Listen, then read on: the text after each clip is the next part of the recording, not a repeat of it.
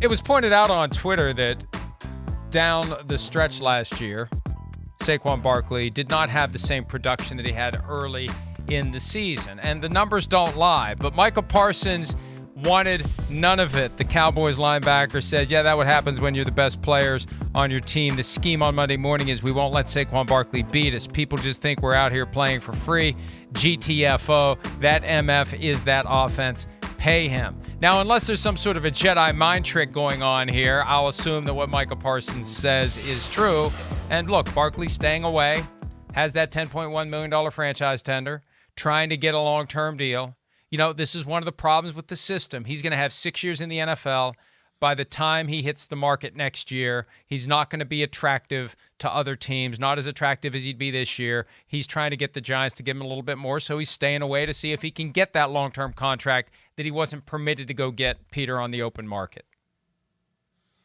Yeah, I think it's become very, very difficult for running backs. I mean, you have a top 5 back this year in Miles Sanders going from Philadelphia into free agency, and the best he could do was 4 years, $24 million, I think it was, right? $6 million a year. The fact is, you don't pay running backs. It's what the whole argument is today, right now, about Bijan Robinson.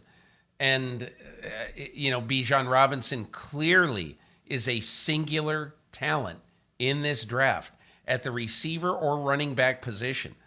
You know, I talked to Steve Sarkisian this week, his coach at Texas, and he talked about everything he can do, and teams definitely would be able to put him out as a slot receiver.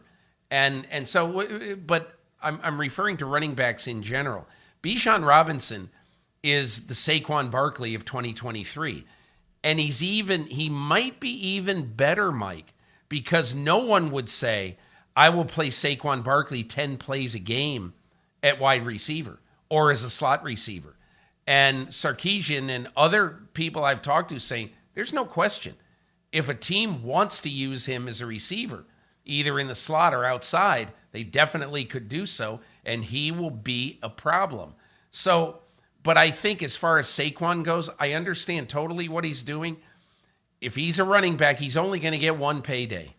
That's it. Only one. This is it. And he can either sign his tender and ensure that the one payday is fairly minuscule compared to what a great player would think he should get, certainly compared to what, the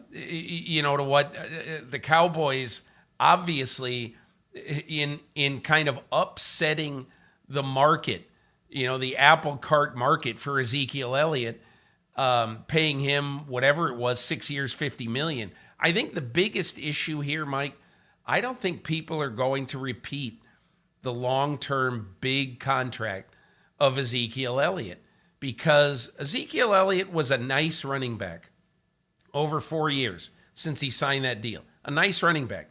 Was he $50 million worth of a running back? No, he wasn't. So that's why I think Saquon Barkley needs to get whatever he can get this year in terms of guarantees from the New York Giants. Hi, it's Mike Florio. Thanks for watching PFT on YouTube. Hit subscribe for the latest news and analysis from Pro Football Talk.